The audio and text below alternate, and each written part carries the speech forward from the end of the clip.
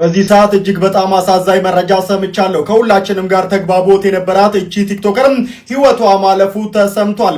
ባይዘው ድንግልናን ማስመለስ ይቻላል ማለት ነው። በሐኪም ቤት ደረጃ ሄዳችሁ ሰርጀሪ ተሰርታችሁ ይመለሳል ማለት ነው። እህቶቼ ድንግልና በህክምና የሚሰራ ነገር የለም። እሺ በህክምና የለም። 24 ዓመት ጊፍት ስንሰጣጥ ኖረናል። በየአጋጣሚዎቹ በየሆነ ነገሮቹ ካላስ ለየት ያለ ጊፍት መስጠት አማረኝ አደረኩኝ። ሰላም ቤተሰቦቼ እንደናችሁ ሁላችሁም በያላችሁበት ሰላማችሁ ይብዛ። እንግዲህ አንዲት ቲክቶከር እህታችን ህይወቷ ማለፏ ተሰምቷል። እሱን ሰምተን ከዛ በኋላ ደግሞ ሌሎች ቪዲዮዎችን አስከትላለሁኝ። አብራችሁ ይቆዩ። በዚህ ሰዓት እጅግ በጣም አሳዛኝ መረጃ ሰምቻለሁ። ከሁላችንም ጋር ተግባቦት የነበራት እቺ ቲክቶከርም ህይወቷ ማለፉ ተሰምቷል። ቤዛ ትባላለች። ብዙዎቻችሁም እዚህ ቲክቶክ መንደር ላይ ታውቋታላችሁ። ታዲያ ከሰሞኑም ቤቷ ባለችበት ማለት ነው ትንሽ ደከመኝ ልረፍ ብላም በተኛችበት በዛው ህይወቷ ማለፉን ዛሬ ላይ የወጡ መረጃዎች እያሳዩ ይገኛሉ። ይቺ ልጅ እጅግ በጣም መልካም ልብ ያላት ታዳጊ፣ ብዙ ለመለወጥ ለቤተሰቦቿንም ህይወት ለመለወጥ ብዙ የምትለፋ ታዳጊ ነበረች። አሁን ላይ ግን በድንገት ህይወቷ እንዳለፈ በዛሬው ዕለት እነ ጉርሻ ፔጅ ፖስት ሲያደርጉ ሳይ እጅግ በጣም ደንግጫለሁ፣ እጅግ በጣም አዝኛለሁ። ነፍስ ይማር ከማለት ውጪ ምን ማለት እንዳለብኝም ግራ ገብቶኛል። ቤዛ ታዲያ እንደምትመለከቱት ከ219 ሺህ በላይ ተከታዮች ነበሯት። ብዙዎችን በመምከር ብዙዎችንም እንደዚሁ ችግር በሚኖር ሰዓትም በማጽናናት ቪዲዮዎችን ትሰራ ነበር። የላይቭ ቆይታም ታደርግ ነበር። እንግዲህ እንደሰማችሁት ነው ቲክቶከሯ እህታችን እንግዲህ አረፍ ልበል ባለችበት ነው በዛው አርፋ የተገኘችው።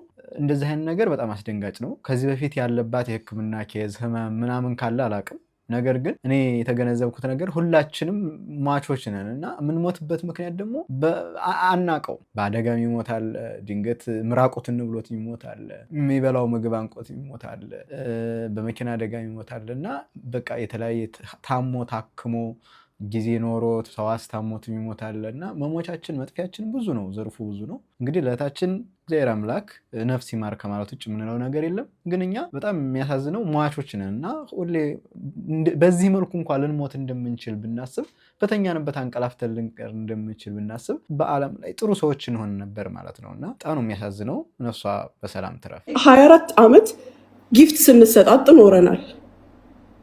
በየአጋጣሚዎቹ በየሆነ ነገሮቹ ካላስ ለየት ያለ ጊፍት መስጠት አማረኝ አደረኩኝ። ምን ችግር አለው? እናንተም ደግሞ ደስ ካላችሁ ከቤታችሁ አታጉድሉ፣ ያኔ ከልጆቻችሁ አታጉድሉ። ኤክስትራ የሆነ ነገር ስለሆነ ካላችሁ የሚደረገውን ሁሉ አድርጉ፣ የሚደረገውን ሁሉ አድርጉ። ምን ችግር አለው?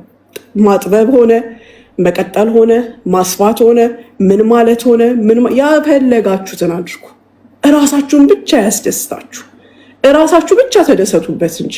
እንግዲህ ለ24 ዓመት ለሞላው ትዳሯ ወይም ደግሞ ባሏ ድንግልና አሰርታ ሌየር ማለት ነው አስለጥፋ ማለት ነው እንግዲህ ከስጋዋ ላይ ማለት ልክ ነው። ግን ይህ ዓመት ምን ማለት ነው? በቃ ይሄ ካፒታሊዝም፣ ግሎባላይዜሽን፣ ይሄ ከማቴሪያል ጋር ከዝሙት ጋር የሰዎች ፍላጎት አታች በሚሆን ሰዓት እንደዚህ አይነት የገዘፉ ኃጢአቶችና ነውሮች በአደባባይ እንደ ንጹህ ነገር ይወራል። አሁን ሰለጠንኩ የሚል ሰው ኖርማል ነው ምን ችግር አለው ሊባል ይችላል። ግን በጣም ችግር ስላለው ነው።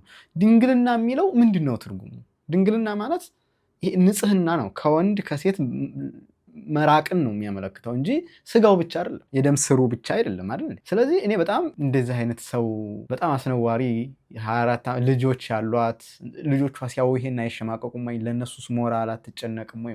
በቃ ድንግልና እየተሰራ ነው ተብሎ ዘጭ ባይዘው ድንግልናን ማስመለስ ይቻላል ማለት ነው። በሐኪም ቤት ደረጃ ሄዳችሁ ሰርጀሪ ተሰርታችሁ ይመለሳል ማለት ነው። ሙኒት ከ24 ዓመት የትዳሯ ቆይታ በኋላ እንደ ስጦታ ለባሏ ያቀረበችው ይሄንን ነው ማለት ነው። እና ወንዶች ከማግባታችሁ በፊት እንደዚህ አይነት ኮንሰርን የሚያደርጋችሁ ከሆነ ይህ ጉዳይ ፓስፖርትም ቼክ አድርጉ፣ ሜዲካል ሂስትሪም ቼክ አድርጉ ማለት ነው ከማግባታችሁ በፊት። ግን በመደፈርም ወይም በሌላ ምክንያት እንደዚህ ድንግልናችሁን ያጣችሁና እንዲሁ ደግሞ የሚያሳስባችሁ የሚያስጨንቃችሁ 6000 ድርሃም ከፍላችሁ ማሰራት ትችላላችሁ ማለት ነው። ምንም ነገር አያስታውቅም።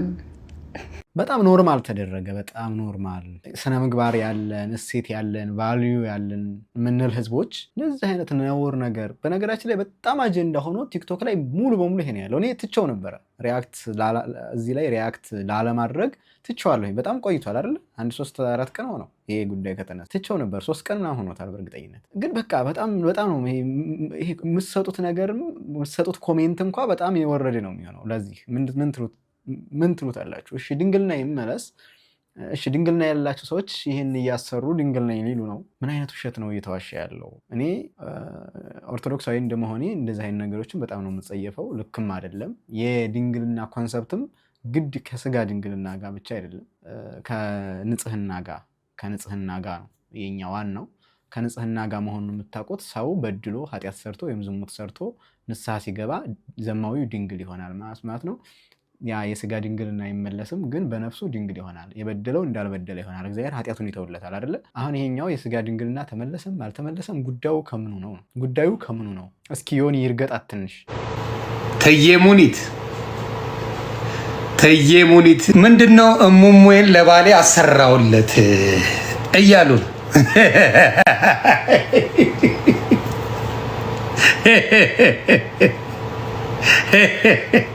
እሙሙ ለባሌ ሰፍቶ ስለነበረ አስጠበብኩለት።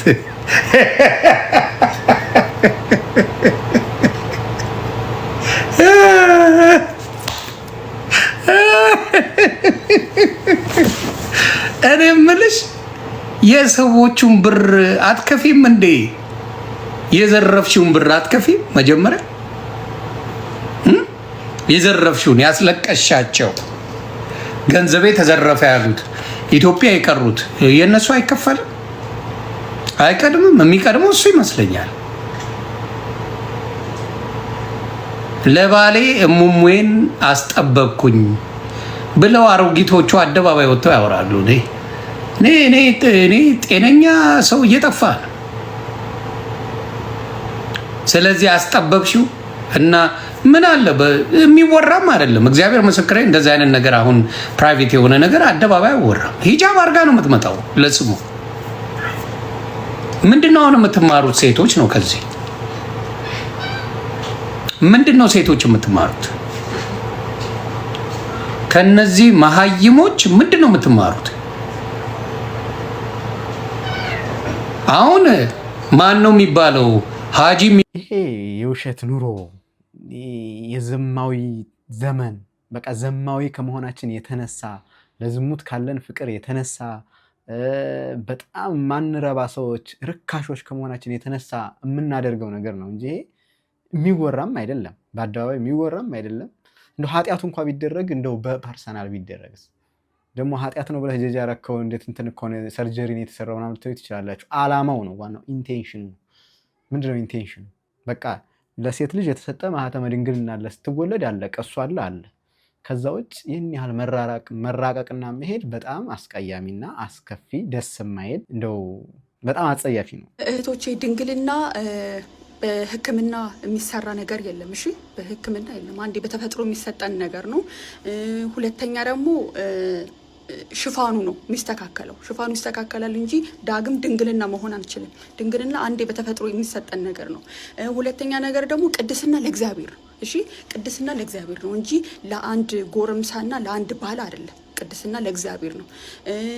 ሶስተኛ ደግሞ ይሄ ግራ የገባው ህዝብ ነው ያለው ቲክታክ ላይ የሚጽናና መሳቅ የሚፈልግ ቁም ነገር የሚፈልግ ነው እንጂ ስለ ሰርጀሪ የሚያሳስበው ወጣት ያለ አይመስለኝም። አሁን ላይ ስለ ሰርጀሪ ስለ ፊቷ የሚያሳስባት እኔ እንጃ። በጣም ከተረፋችሁ ነው እንጂ ነገ እንጀራ ምን እበላለሁ ብሎ የሚሳቀቅ ህዝብ ሀገር ላይ እናንተም ተሰሩ $4000 ነው $2000 ነው ምናምን ከፍያለሁ ብለሽ ስትይ ነበረ።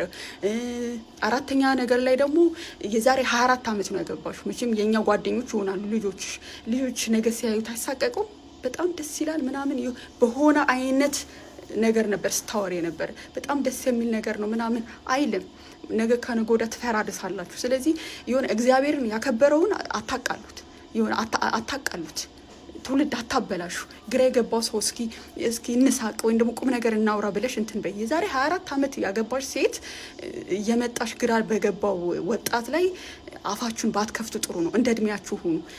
ጓዳችን ላይ የምናወራው ነገር በአደባባይ ባናወራው ጥሩ ነው። አለኩ ነውር ነገር እናወራለን፣ ግን ደግሞ ህዝብ ፊት የሚመጣ ነገር ልክ እንግዳ ለምግብ እንደምናቀርበው ለፍተን ነው አይደል በጓዳችን እንትን የምንለው።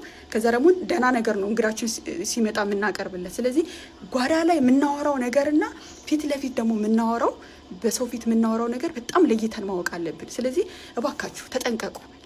ለምታወሩት ነገር፣ ለህዝብ የምታስተላልፉት ነገር ተጠንቀቁ። አመሰግናለሁ። የክብረ ንጽህና ጉዳይ የቅድስና ጉዳይ ነው። ከወንድ ያለመገናኘት፣ ከወንድ ጋር ያለመነካካት፣ ከወንድ ጋር ዝሙት ያለመፈጸም ቅድመ ጋብቻ ማለት ነው ምልክት ነው። የሰው ልጅ እግዚአብሔርን ያህል አምላክ በከበረ ጣቶቹ የሰራን የሰው ልጆች እግዚአብሔርን የሚያክል ቅዱስ አምላክ እየተከተልን እሱን መስለን እንድንኖር የተደረግን ታላቅ ተብለን እግዚአብሔር መጥቶ ተወልዶ መከራ ተቀብሎልን ከሞት ወይም ደግሞ ከሞት ያዳነን የሰው ልጆች በዚህ ልክ ወርደን ይሄ ብልቶቻችን እግዚአብሔር እንዲከብርባቸው ነው እንጂ የኃጢአት መሳሪያ እንዳናደርጋቸው የተጠራን ሰዎች የተከበርን የሰው ልጆች በዚህ ልክ ወርደን እንደዚህ ለዝሙት ማጎብደዳችን እንደዚህ ብልግናንም ለጄኔሬሽኑ ለትውልዱ ማስተማራችን በጣም ነው የሚያሳዝነው። በዚህ ዘመን በጣም የሚያሳፍር ነገር ነው የምትሰሙት በየቦታው ማለት ነው። የሚያሳፍረው ነገር ነውሩ በአደባባይ ተገልጾ ነውሩ ይሄ ግዘፍ ስጋ ነስቶ ቆሞ ታዩታላችሁ። አሁን ይቺ ትልቅ ሰው ናት፣ ልጅ ያላት ናት ምናምን። ስንት ስራ አለ፣ ስንት የሚወራ አለ፣ ስንት ጨዋታ አለ፣ ስንት ቁም ነገር አለ። በዛ ልክ ግን በቃ እንደዚህ በኩራት ማለት ነው እና በኋለኛው ዘመን እንደው ትንቢቱ እየደረሰ ነው መሰለኝ ይባላል አባቶቻችን ሲናገሩ። በኋለኛው ዘመን በቃ በመጽሐፍም ይላል አይደል ነውራቸው ክብራቸው በነውራቸው ነው፣ ሐሳባቸው ምድራዊ ነው ይላል አይደል። በቃ ይሄ ነውራቸውን እንደ ክብር በአደባባይ ያሰጡታል። ሐሳባቸው ምድራዊ ነው፣ ከእንስሳ ሁሉ ይወርዳሉ። ሰው የከበረ ሆኖ ተፈጥሮ ሳለ ግን እንደ እንስሳት ሆነ ይላል ዳዊት ራሱ። ሰው ክቡር ነው ግን ይህን ክብሩን አላወቅምና እንደ እንስሳት ሆነ፣ ከእንስሳትም ያነሰ ሆነ። አሁን እነዚህ ሁሉ ሚስ ሊድ ያደርጋሉ። በነገራችን ላይ ስለ ድንግልና የምታነሱ ስለ ሰርጀሪ፣ ቂጥ ማሰራት፣ ጡት ማሰራት፣ ከዛ ደግሞ ድንግልና ማሰራት በጣም አስቀያሚ ኮተት ነው። ኮተት ማለት ነው የሰው ልጆችን የማይመጥን ኮተት፣ ለሰው ልጆች ክብር የማይመጥን ኮተት። ምን እናደርጋለን ከማዘን ውጭ ማለት ነው። ምክንያቱም በቃ በእጃቸው ነው ሚዲያቸው፣ አትከለክሏቸው፣ የፖስቱት አልቀርጸው። ምን እናደርጋለን? የእናንተ ሀሳብና መልከታ ምን ይመስላል? ይጠቅመኛል? እስኪ ጻፉልኝ። እናንተ የሚሰማችሁ ምንድን ነው?